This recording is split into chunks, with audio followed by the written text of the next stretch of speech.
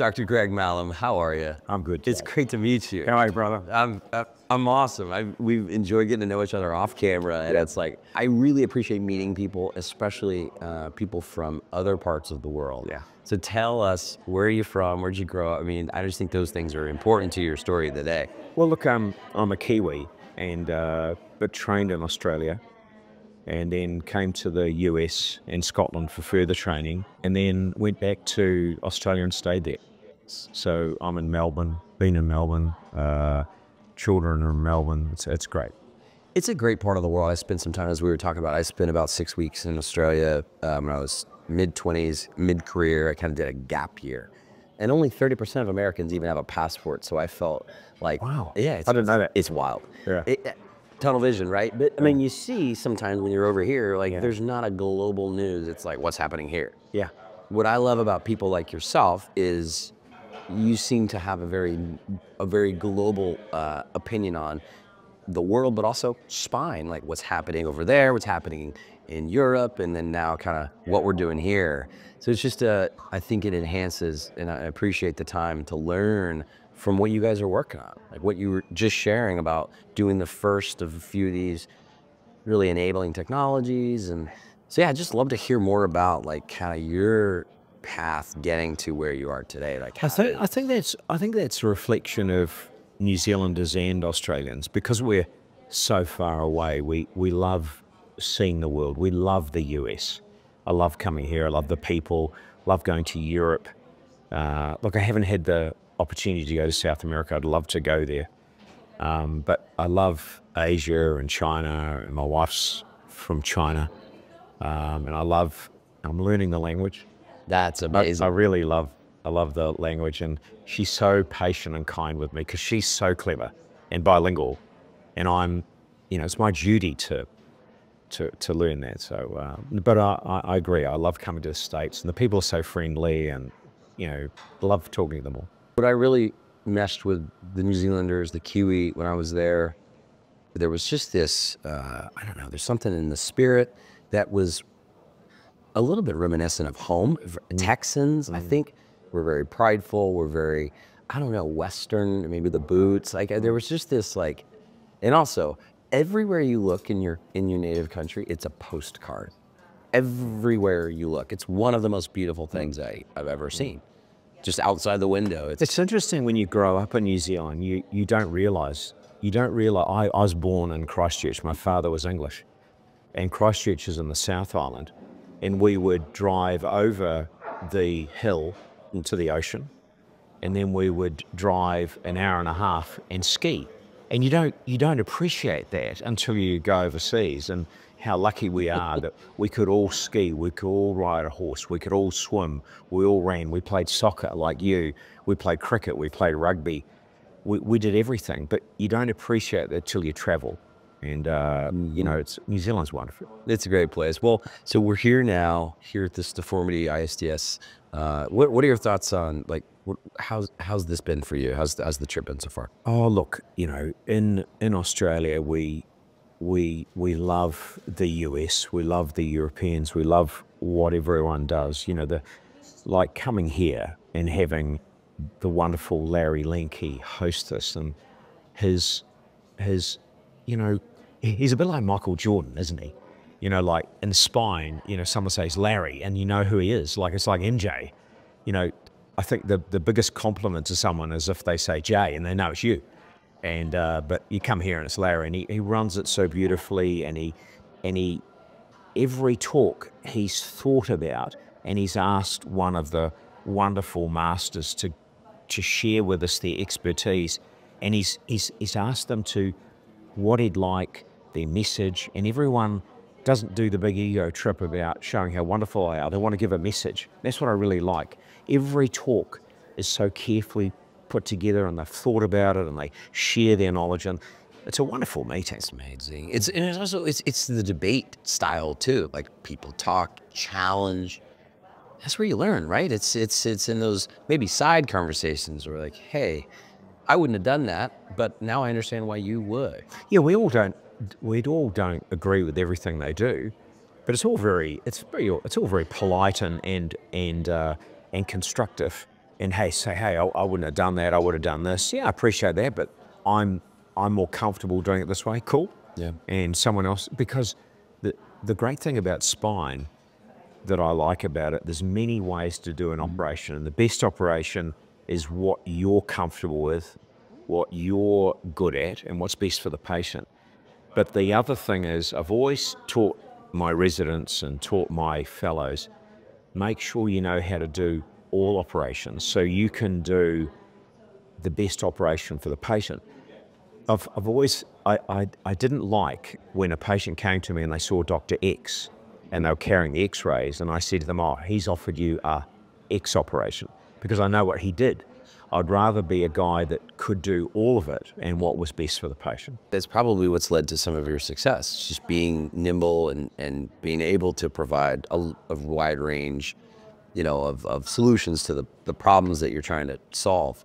What are you most proud of? You're an accomplished surgeon, but what are you most proud of?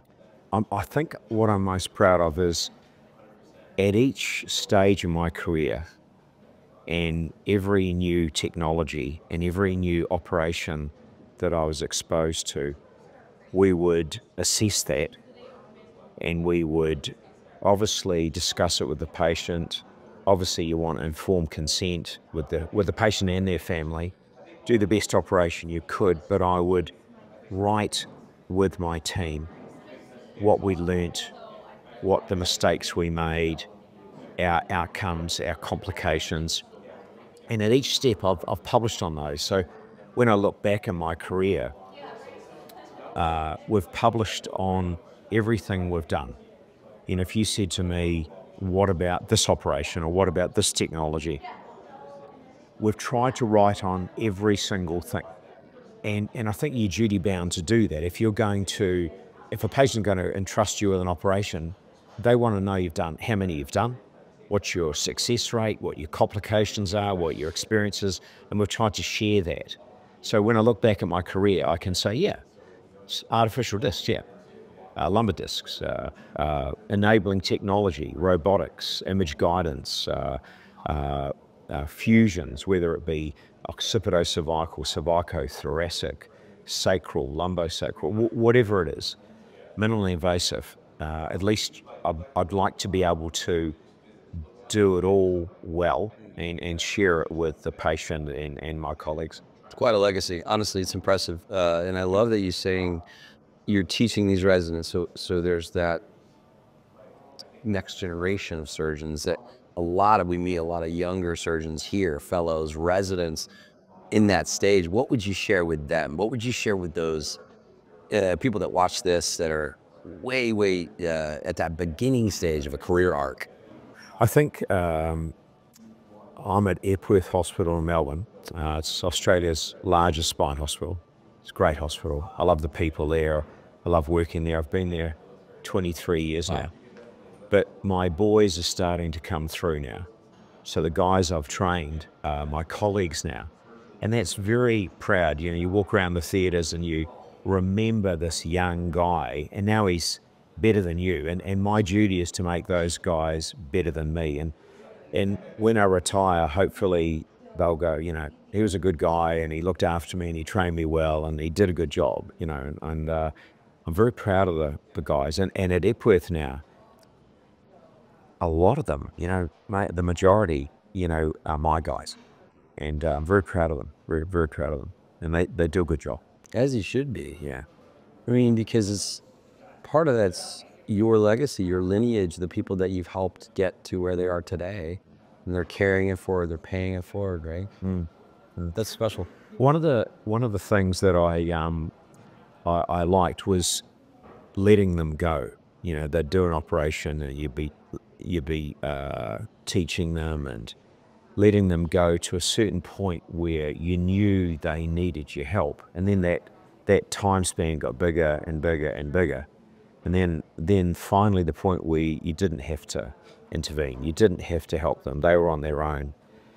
I've got a wonderful fellow, Vince Rossi. He was from he's from MJ's state. Yes. And he came and worked with me, and he's doing this wonderful work now, probably better than me now. But it was wonderful when he came and I showed him how to do an ALIF. I showed him how to do a pliff and a micro disc and all the stuff. Now he's doing it, you know, better than me. But then, and that's the greatest compliment, you know. That's awesome. Yeah. That's awesome. So what's future of spine look like? I mean, you've seen a lot and you've done a lot and you've pioneered in many ways.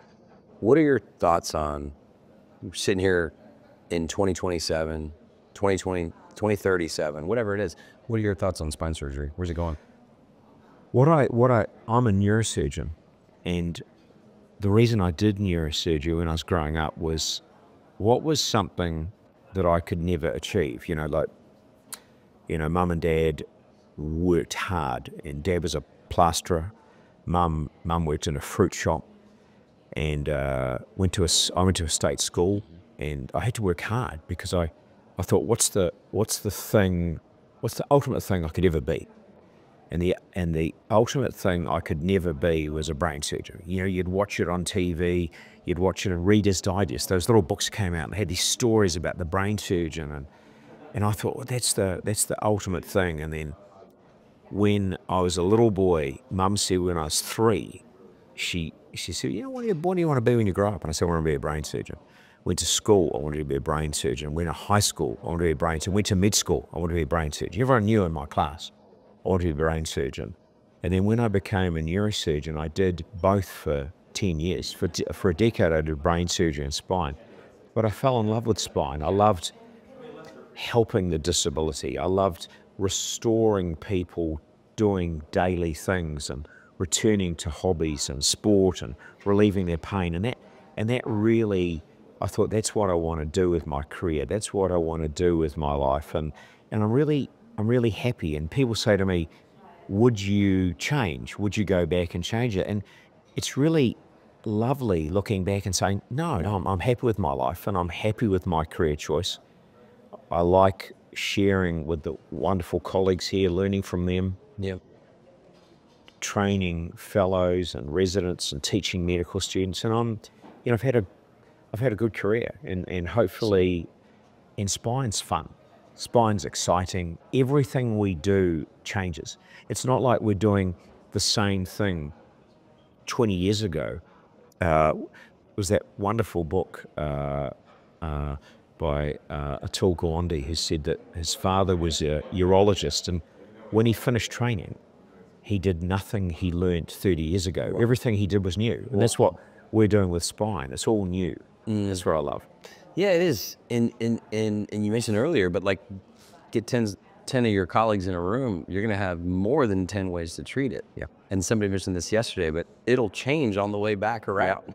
Yeah. Like, oh, well, I might do that too. Or Yeah. so. I love that. You know, I love that circle where you talk to the older guys, and they have done it before. And maybe we're doing it different, but listening to Professor Jean-Charles Lewick yesterday, this stunning career of 30 years, where he's describing things that he worked out 30 years ago with this colleague that we're using now, a different name, Sure. different way, but these amazing doyens of spine surgery, you know, Professor Linke here, Larry Linke, what an amazing contribution to life and people and patients and colleagues. It's pretty neat. And, you know, for me, for being on the other side, we're just like serving this community. Used to be things in the OR, now it's trying to help share these stories because they're special. They really are. We were talking about this earlier. Like, I just feel honored to be in the room as a man in the arena, right? And just helping people like yourself, people like your colleagues, like Dr. Linke, just share more about why they do what they do. And I feel that that's hopefully going to be a valuable thing for the industry. Certainly excited to learn more about you, learn more about SRS in a couple of years. Like that's a fun wish You've list. got to come. I'd love it's it. in Australia. I would love you to come back. Do you have any tips for like jet lag? I mean, you do a lot of travel, right? So do you have tips for when you go back versus coming here? Like, I know you also exercise like me, so maybe it's like, don't sleep, exercise, or try to, like, what's your recipe or your protocol? So there's I've got two. Exactly. I love, I know this might sound really dull, but I love writing on the plane. Me too. Because I get on the plane, the phone, no one can hurt me. The phone's off. Please don't bring phone calls on the plane. The last thing you and I want to hear is some guy having a business conversation next to me. They won't do it. But you get on the plane and you've got this paper you want to write, and you haven't had a chance. It's been busy back home, and you've got 16 hours. And I say to myself, come on, brother, just type and get it done. And I've written papers on how to write a paper, and you write it backwards. You write the title, get the title right, write your conclusion, and then you can do the results. And the results don't have to be perfect. You can put the facts in later, but you know what the results are. Sure. Write the discussion. The hardest thing in any paper is the introduction. Do it last. And I love sitting down, write this paper, get off, and this thing is just sitting there. And then all you do when you get home is populate it. I love doing that. I love that you just shared that, because I have the exact same thoughts about deep work. Right. When no one can bother you. Yeah. There's airplane mode. There's no, I mean, you can get the Wi-Fi, but why? Why Wi-Fi, right? When you can just work, when you have that captive time, you can't go anywhere else, especially on those long flights. What about like getting into like the details, compression socks? What's your kind of go-to? Do you sleep in? Do you have the joggers? I mean, what are we working with? You guys have got to fly Qantas. Yes, Qantas. Qantas give you pajamas. I love that. And they are cool. Get the large size. You're like me, extra large. XL probably. And I take my socks off. So bare feet and pajamas, and you're cool, Jay. You'll be good. I can't wait. I can't wait. I'm already planning my pajamas. Well, this has been special, man. Really appreciate you sitting down. I love that you and Dr. Sekon trained together. It's lovely meeting you, and likewise. You know, I followed you on LinkedIn, and it's a pleasure meeting you. That's humbling, honestly. Oh, you're very kind. I'm not anything special. I'm just sharing my story, and I think maybe this is an effort to help people do that. Well, we just want to thank you for the work you do. So, and you should. Thanks, brother. Thanks, man. Great to meet you, bud.